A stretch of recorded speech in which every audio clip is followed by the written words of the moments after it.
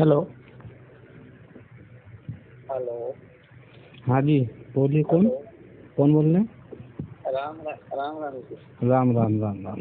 कौन बोल रहे हैं? PR पहाड़ी जी बोल रहे। जी जी, बताइए। आप कौन बोल रहे हैं? मैं आपको हाँ इंदौर से बोल रहा हूँ। नहीं, आप बोल कौन रहे हैं पहले ये तो बताइए। इंदौर से बोल रहा हूँ जी। नहीं, इंदौर से तो अहमद बहुत नहीं, इंदौर में तो बहुत से लोग रहते हैं ना। आप बोल कौन रहे हैं? आपका कोई नाम तो होगा, पहचान। माखन दास नाम है मेरा। पहले भी अपनी बात हुई है।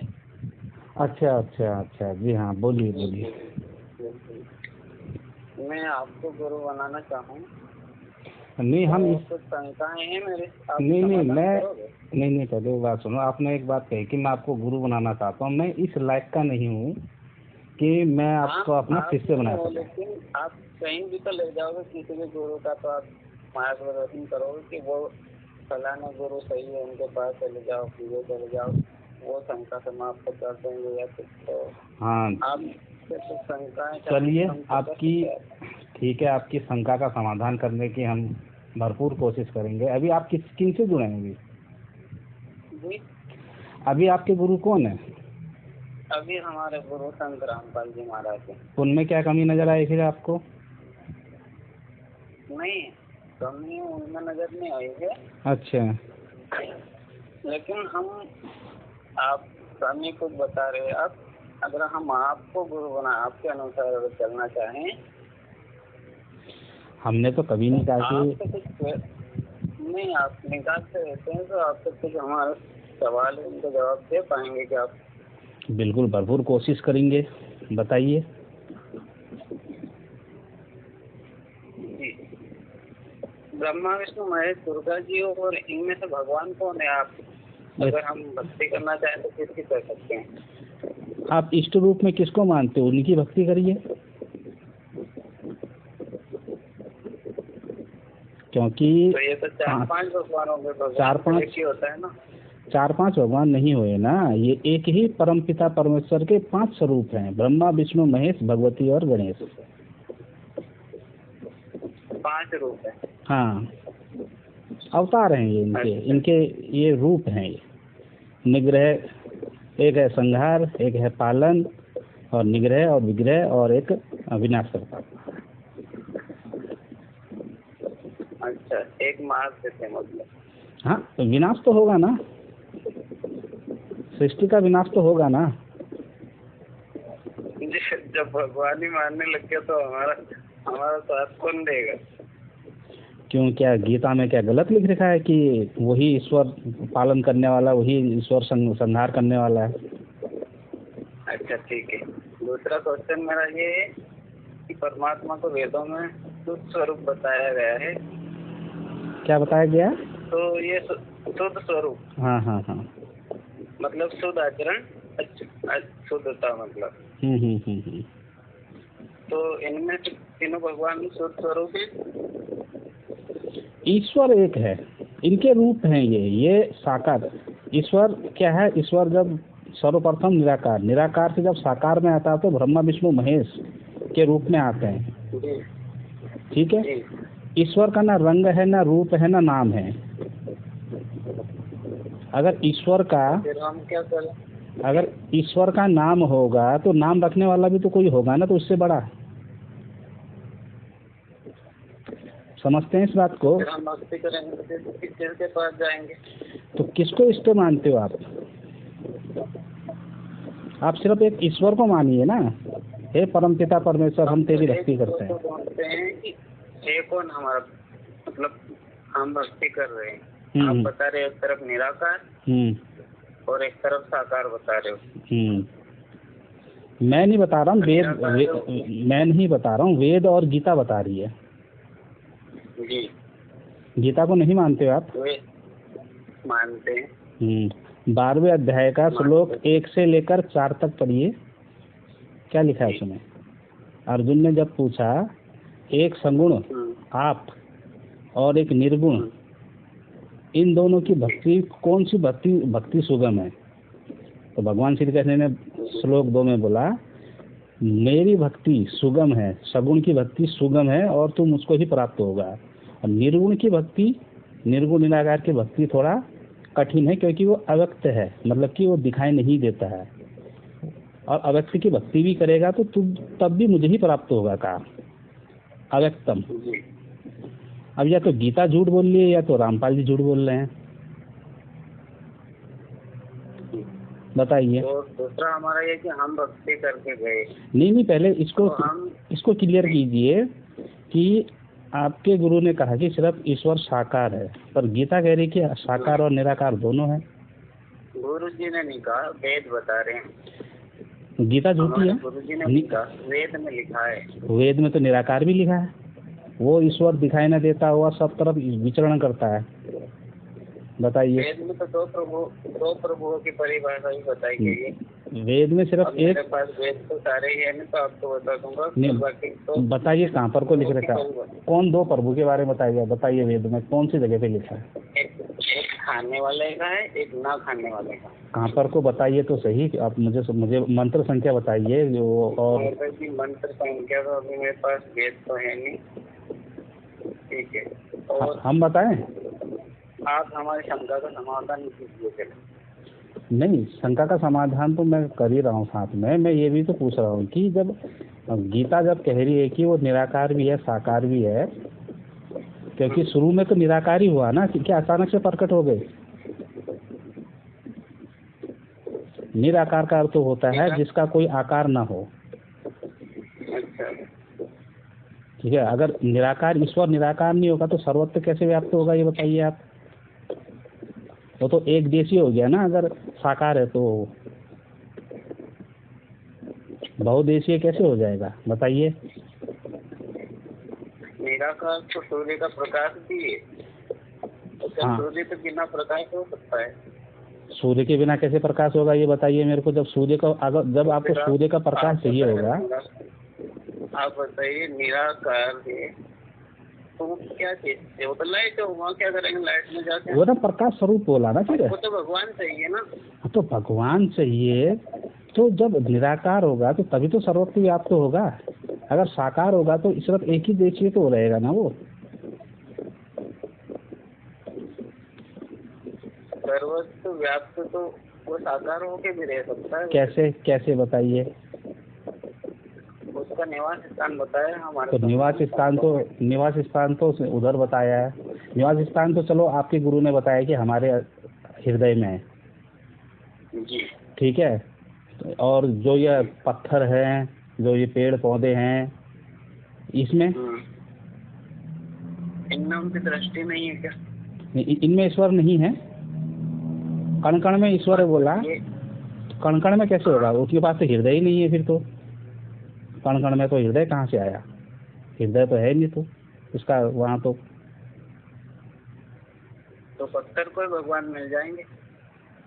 क्या चीज? पत्थर को भगवान मिल जाएंगे। आपके गुरु ने बोला ना कि कण कण में भगवान है, ईश्वर है, तो कण कण में कैसे व्याप्त है बताइए। पत्थर को परमात्मा मिल जाएंगे क्या, आप ये बताइए।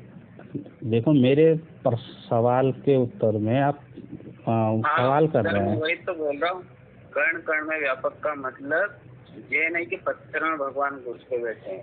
नहीं, क्या पत्थर क्या कण से बाहर है? बनाई हुई दृष्टि है। नहीं, मुझे ये बताइए, क्या जो कण है, कण वो जो पत्थर है वो कण से बाहर है क्या? नहीं, बाहर नहीं है। तो कैसे कह रहे हो कि पत्थर में भगवान नहीं है? तो फिर भक्ति करने की जरूरत ही क्या है? कोई मतलब ही नहीं है। आप जो भक्ति बता रहे उसका भी क्या अर्थ निकला? नहीं, मैं आपको बताता हूँ, बताता हूँ। जैसे ऑक्सीजन सर्वत्र व्याप्त है। अगर किसी को इमरजेंसी ऑक्सीजन की आवश्यकता होती है तो क्या हवा में पाइप लगा के उसके मुंह में ठूस देते हैं, या एक सिलेंडर होता है उसमें भरी होती है ऑक्सीजन, फिर उसके मुंह पे लगाते हैं? अस्पताल में आप क्या कहना चाहोगे? कहना ये चाहते हैं कि ईश्वर तो सर्वत्र व्याप्त है, पर जब हम किसी रूप में उसको देखना चाहते हैं तो वो ब्रह्मा के रूप में, विष्णु के रूप में, महेश के रूप में, भगवती के रूप में या गणेश के रूप में देखते हैं हम। अच्छा, तो आप बताइए, ये बिल्कुल शुद्ध स्वरूप है आप? कौन बिल्कुल शुद्ध स्वरूप है? ये पुराणों में पढ़ा आपने इनके बारे में? शुद्ध स्वरूप है बिल्कुल। विष्णु पुराण पढ़िए आप। पद्म पुराण पढ़िए आप। अच्छा, पढ़िए पद्म पुराण, देखा भी हमने। हाँ, पद्म पुराण पढ़ा ना। पद्म पुराण में विष्णु जी को परम पिता परमेश्वर बताया। देखिए स्वरूप का मतलब क्या होता है? शुद्ध स्वरूप का अर्थ होता है कि विकारों से परे, शुद्ध स्वरूप जिसका। तो ब्रह्मा जी के बारे में क्या लिखा है पद्म पुराण में? तो वो कौन सी सृष्टि का है? वो कौन से उसका है? अगर ब्रह्मा जी के बारे में पढ़ना है तो ब्रह्म पुराण पढ़िए, क्योंकि जो सृष्टि एक बार नहीं रची गई है, सृष्टि तो बार बार रची गई है। किसी तो करोड़ों बार रची थी। हाँ, तो माना हमने। हाँ, तो किसी शुद्ध स्वरूप से जब यही नहीं है सब स्वरूप, तो हमें क्या शुद्ध करेंगे आप बताइए ना। अरे शुद्ध स्वरूप कैसे नहीं है? विष्णु पुराण पढ़िए, पद्म पुराण पढ़िए, उसमें विष्णु जी को शुद्ध स्वरूप बताया। शिव पुराण पढ़िए तो शिव जी को शुद्ध स्वरूप बताया। वो तो पढ़ा है, सब में अलग अलग है। हाँ, एक एक हाँ, तो ये क्या है? नहीं, ऐसा क्यों हुआ? हम भगवान किसको माने? क्यों हुआ? तो एक को मानिए ना, बोले ना कि सारे को एक मानो ना, क्योंकि सभी पुराणों में तो तीनों को एक ही बताया गया है। ब्रह्मा विष्णु महेश को एक ही तो बताया गया है। चाहे देवी भागवत महापुराण पढ़ो, चाहे विष्णु पुराण पढ़ो, चाहे तुम पद्म पुराण पढ़ो, तीनों को एक ही तो बताया गया है कि एक परमात्मा के 3 रूप बताए गए हैं। अलग अलग क्यों मान रहे हो उनको? तो शिव पुराण में तो लड़ते हुए पाए गए ब्रह्मा। हाँ, लड़ते, वो तो लीला रूप से लड़ते रहते हैं ना, लिखा भी तो वहाँ पर। एक ये तो लड़ क्यों रहे हो? अरे लीला में अपन क्यों लड़ रहे हैं अध्यात्म के लिए, बताइए। अरे लीला रूप में लड़ रहे हैं ना, पढ़िए तो सही पूरा। बताओ आप जहाँ फंसते हो वहाँ लीला बता दे। नहीं, मैं नहीं बता रहा हूँ, ये हमारे पुराण बता रहे हैं, वहाँ लिखा हुआ है लीला रूप में एक दूसरे को प्रणाम करते रहते हैं। ठीक है, आगे बढ़ो। जब ये भगवान हैं तो ये किसी के घर पैदा क्यों होते हैं?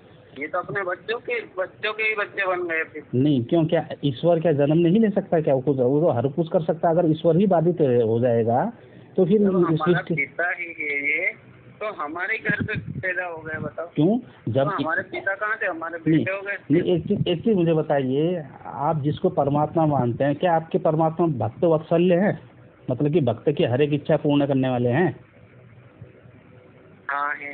हाँ, अगर ठीक है, अगर आपने कह दिया कि हमें अगले जन्म करके देख लो, विश्वास करके देख लो। अरे नहीं, वही तो सवाल करते रहोगे तो ना तो आप कुछ हासिल कर पाओगे। अरे किसी और 2-4 भक्तों को ब्रह्मनिष्ठ कर दोगे तो आप कुछ भी हासिल। अरे भाई साहब, ये देखिए, ये बातें बात ज्ञान की है। अरे भाई साहब, कुछ पूछ रहा हूँ भाई साहब, थोड़ा चुप तो रहिए एक बार।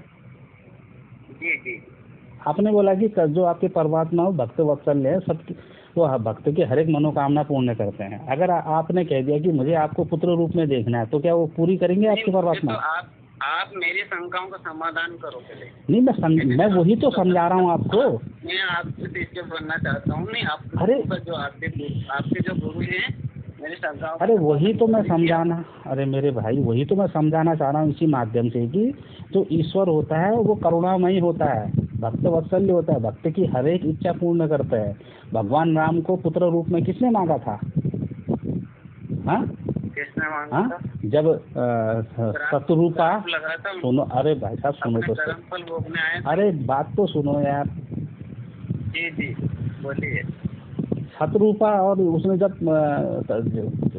जब किया था तब क्या बोला था कि आपका जैसा पुत्र चाहिए मुझे, बोला था श्री हरि नारायण से। रामायण में लिखा है ना। तो भगवान श्री हरि नारायण ने क्या कहा कि मैं अपना जैसा पुत्र मैं कहाँ से लाऊं, क्योंकि मैं तो ईश्वर हूँ। मैं ही आपको अगले जन्म में मैं ही आपका पुत्र बन के आऊंगा। तो पुत्र तो बन के तो कबीर जी भी आए, ऐसे ही आ जाते। हाँ, तो फिर आप कैसे कह रहे हो फिर कि मतलब कि वो क्या किसी के माँ से किसी के से जन्म क्यों ले रहा है? हाँ, यही कहना नहीं, मतलब कि आप ईश्वर को अपने हिसाब से चलाओगे कि ईश्वर अपने हिसाब से चलेंगे? वेदों में जो बताया वो चाहते हैं। वेदों में जो बताया आपके हिसाब से। मैं नहीं बता रहा हूँ अरे बातें सुनो, वेदों में है ना। यजुर्वेद के अध्याय 31 और 32 में पढ़ना। वो प्रजापति, वो ईश्वर गर्भ में भी संरक्षण करता है, गर्भ में विचरण करता है। अजन्मा होते हुए भी बहुत से रूपों में जन्म लेता है। अच्छा 31 और 32 अध्याय बता भी दे रहा हूँ, पढ़ लेना। यजुर्वेद अध्याय 31 और 32 स्थान बता दे रहा हूँ, ठीक है। आप कहोगे कि मैं झूठ बोल रहा हूँ। उसमें कुल 62 मंत्र हैं। 62 मंत्रों में पूरी परमात्मा की वो बताई गई है, उसमें सारा कुछ बताया गया है। वो ईश्वर अजन्मा होते हुए भी बहुत से रूपों में जन्म लेता है। समझ में आ गया? बहुत से रूपों में तो कहीं आ जाएंगे, कहीं ऋषि मुनि भी आ जाए तो हम उनको ही भगवान मान लेंगे। अरे ईश्वर बोला, ईश्वर की बात हो रही है, ऋषि मुनि की बात नहीं हो रही है। ईश्वर वो ईश्वर। वैसे तो परशुराम भी उनका अवतार बताया जाता है। बिल्कुल बताया जाता है, बिल्कुल बताया जाता है, पर उसका प्रमाण हमारे रामायण में नहीं है ना। जो ऑथेंटिक है, तो परशुराम की पूजा कर ले, परशुराम जी की। ईश्वर एक होते हुए भी अनेक रूपों में प्रकट होता है ना भाई। एक रूप में राम है तो एक रूप में श्री कृष्ण भी है। जब अनेक रूप है तो किसी भी रूप की पूजा कर ले। अरे जब सबको एक मान की पूजा करो ना, अलग अलग मानोगे तो नरकगामी होगे ना। देवी भागवत महापुराण के देवी महाभागवत, अरे सुनो महोदय, मैं नहीं बोल रहा हूँ, ये हमारे पुराण बोल रहे हैं। देवी भागवत महापुराण को तुम गले से लगा के बैठते हो ना। देवी महाभागवत पुराण के स्कंद 3 के अध्याय 6 में पढ़ लेना। उसमें देवी भगवती कह रही है कि ब्रह्मा विष्णु महेश तीनों एक ही हैं। जो इनमें भेद करेगा, जो इनको अलग अलग समझेगा, वो नरकगामी होगा। जी जी बिल्कुल, ये सुना भी हमने, पढ़ा भी। हाँ तो क्या गलत है ये? उसी में ये भी बताया कि जन्म मृत्यु भी होती है, सब किसको मतलब। अरे जन्म मृत्यु का कहाँ होता है? तिरोभाव होता है, और तिरोभाव और आविर्भाव होता है। तिरोभाव और आविर्भाव का ना मतलब मैंने गूगल पे भी देखा था। गूगल पे क्यों देख रहे भाई साहब? श्री राम सुनो, श्री राम आपके जी की संस्कृत शब्दकोश देखिए ना, और गूगल ट्रांसलेट करिए ना, गूगल ट्रांसलेट करिए ना कि किसी की ऐप से, क्योंकि बहुत से रामपाल के शिष्यों ने उसमें डाल रखा है, वो भी आ जाता है उसमें। गूगल ट्रांसलेट करोगे। तिरोभाव का मतलब क्या होगा? तिरोभाव का अर्थ होता है तिरोधान होना, मतलब कि अदृश्य होना। जब इनके स्वरूप को अदृश्य कर देंगे तो हम रहेंगे किसके? अप्रकट्य। जब विनाश जब सारी सृष्टि, भाई हंसिए मत, हंसना क्या होता है जानते हो? देखो हंसने का बताइए। जब मैं हंस नहीं रहा हूँ, नहीं आप हंस रहे हो ना। ब्रह्मलोक पर्यंत सब नाश में आते हैं। तो ब्रह्मलोक क्या है? ब्रह्मलोक ब्रह्मा का लोक है, जहाँ ब्रह्मा जी अपने सृष्टि का वो करते हैं, संचालन। मतलब ब्रह्मा जी ब्रह्म है, ब्रह्मा जी और ब्रह्म में एक ही बता रहे आप भाई। सबसे पहले ना ये बहुत बड़ी गुत्थी है ना, पहले कि तुमने तो क्या कर रखा है, ये जो मोक्ष की परिभाषा है ना, वो तुमने पूरी बदली हुई है। और हमारे उसमें मोक्ष की परिभाषा है सत्यचित आनंद, मतलब कि ईश्वर में विलीन हो जाना। विलीन हो जाना, तो फिर मुक्ति का क्या मतलब? मुक्ति का अर्थ तो यही हुआ ना। पानी में पानी बन जाए। हाँ बस फिर हमको वहाँ पे से भगवान को बनाना ही नहीं थे, ऐसे पटक देते ना। अरे मेरी बात सुनिए, जब अंतिम इच्छा आपकी क्या है? मोक्ष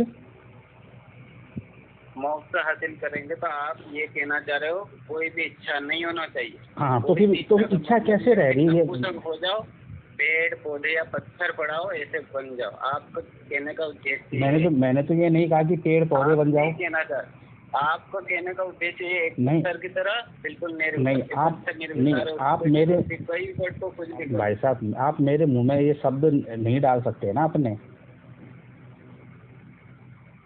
मैं क्या कह रहा हूँ? आपने ही प्रश्न पूछा था क्या कबीर जी के वहाँ विकार कैसे आए, तो कबीर जी के पत्थर ही बना देते तो विकार ही नहीं आते। मतलब आत्मा कुछ तो चाहिए ना आपके अनुसार, तो अरे मतलब ही नहीं। सुनो तो सही, बना देते ना तो अच्छा रहता। मतलब कि मृत्यु लोक में कबीर दास जी ने भेजा आपको? हाँ कबीर दास जी ने काल के लोक में कबीर दास जी ने भेजा आपको? कबीर दास जी ने नहीं भेजा। बाकी कबीर दास जी ने बिल्कुल नपुंसक नहीं बनाया है, जो आप ये सवाल कर रहे हो ना।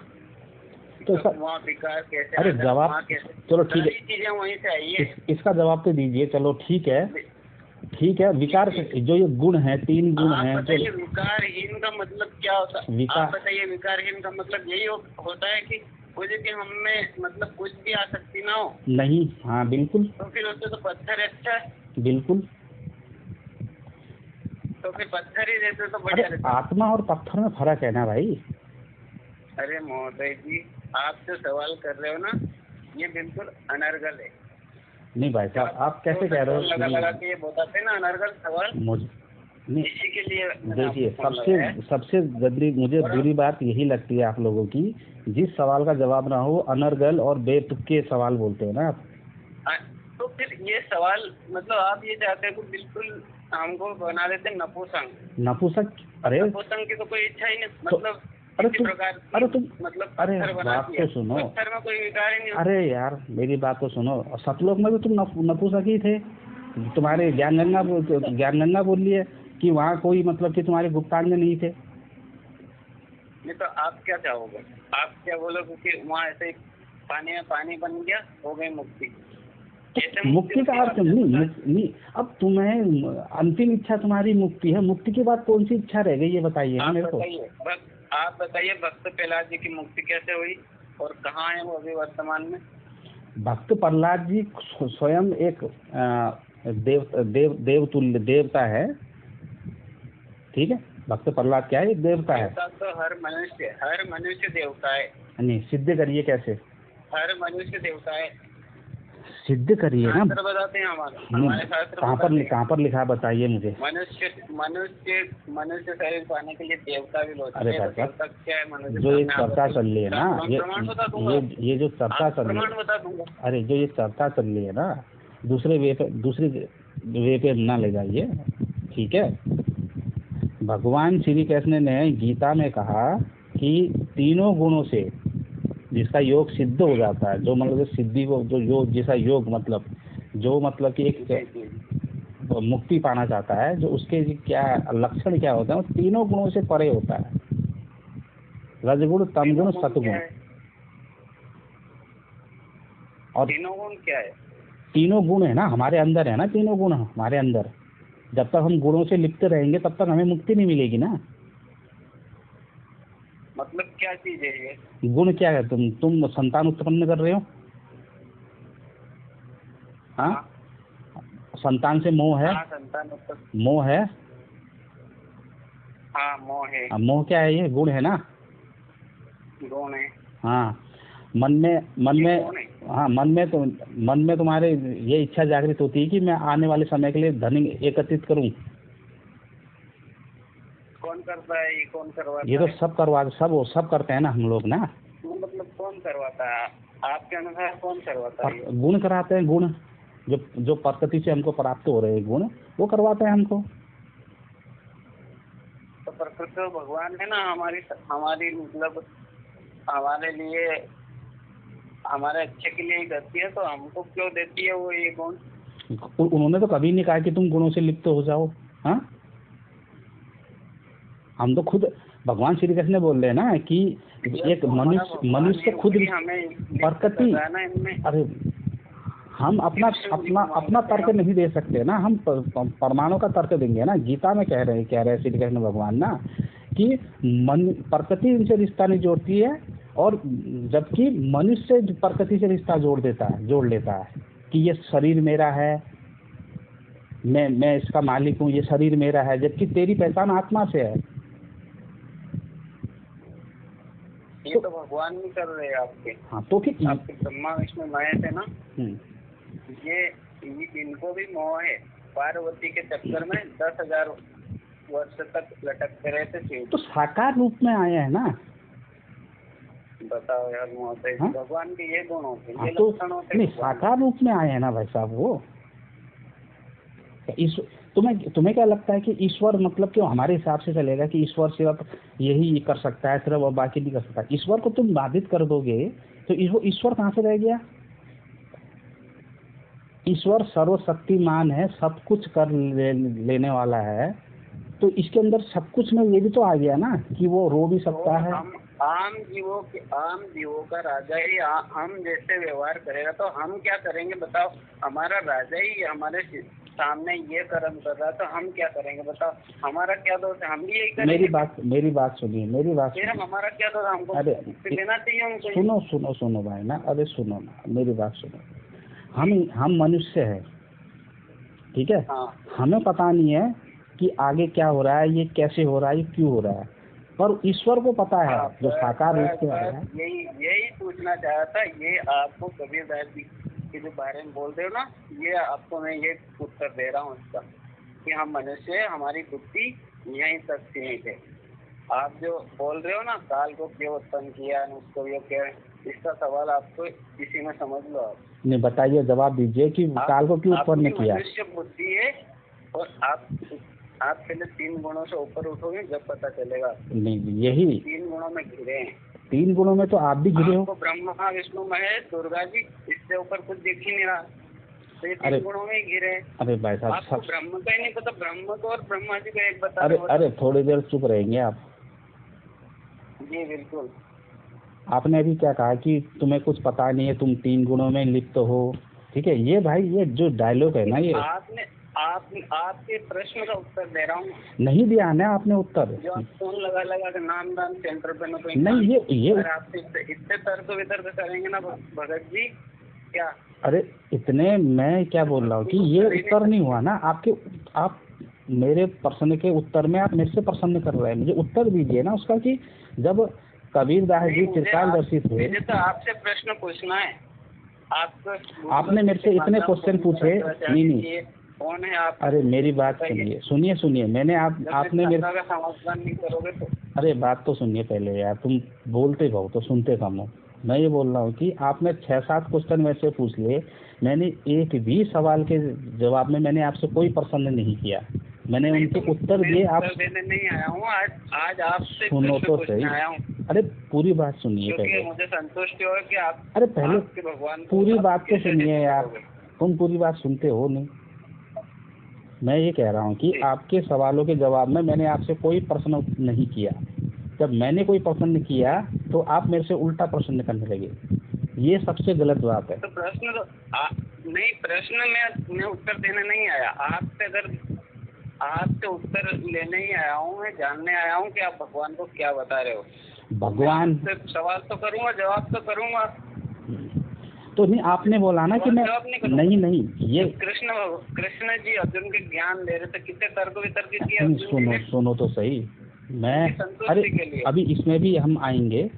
मैंने आपको नहीं खींचा उत्तर की तरफ, आप खुद उत्तर की तरफ बोले कि आपने जो सवाल किया था कबीरदास जी के ऊपर, आप उसका जवाब मैं दे रहा हूँ बोला आपने। अब दीजिए ना जवाब मेरे को उसका आंसर आप खोज लेना, इनमें से मिल जाएगा। नहीं मिला मेरे को ना, बताइए ना, आप सीधा साधा बताइए। नामदान सेंटरों पे आपने क्या बोला कि वो भगवान है, हम वहाँ तक नहीं जा सकते, कि उनकी क्या लीला, आपने ये बोला ना। तो आप कबीरदास जी के ऊपर सवाल क्यों खड़ा करते? अरे मैं कबीरदास जी, अरे सुनो तो, कर सकता, आपको पता है क्या? अरे मेरी बात सुनो ना, फिर यहाँ पर सवाल यहाँ पर ये उठता है ना कि आपके जो रामपाल जी हैं, आपके जो शिष्य हैं रामपाल जी के, वो बोलते हैं कि हमारा ईश्वर सिर्फ सुख ही सुख देता है और दुख नहीं देता है हमको। ये बोला उनने। हमने तो नहीं बोला कि हमारा ईश्वर सिर्फ सुख का ही वो देता है, हमें दुख नहीं देता है। ये तो हमने तो कभी ये कहा ही नहीं। तो फिर शुद्ध स्वरूप कैसे हुआ वो? उसमें मैं आऊंगा, पहले इसको तो क्लियर कीजिए। शुद्ध स्वरूप बताया था, शुद्ध स्वरूप कैसे हुआ ईश्वर वो? नहीं, शुद्ध स्वरूप का अर्थ ये नहीं होता है कि वो हमको सिर्फ मतलब कि सुखी सुख दे। अर्थ तो यही होता है दुख ना दे, सुखी दे। नहीं, शुद्ध स्वरूप का अर्थ ये नहीं होता है कि सिर्फ सुखी सुख दे। कहाँ पर लिखा है बताइए मेरे को। शुद्ध स्वरूप का मतलब क्या होता है? सही आचरण करने वाला। हाँ, सही आचरण करने वाला। हाँ, सही आचरण करने वाला। भगवान श्री कृष्ण ने गीता में क्या कहा है कि अज्ञानतावश मूर्खतावश हम ये शरीर को अपना मान लेते हैं। तो अगर कोई हमारा परिजन या हमारा कोई खत्म होता है तो हम उनको दुख होता है हमको। जब अर्जुन ने कहा कि मैं इनको मारूंगा नहीं, ये मेरे परिजन हैं, तो क्या बोला भगवान श्री कृष्ण ने उसको? यही तो बोला ना कि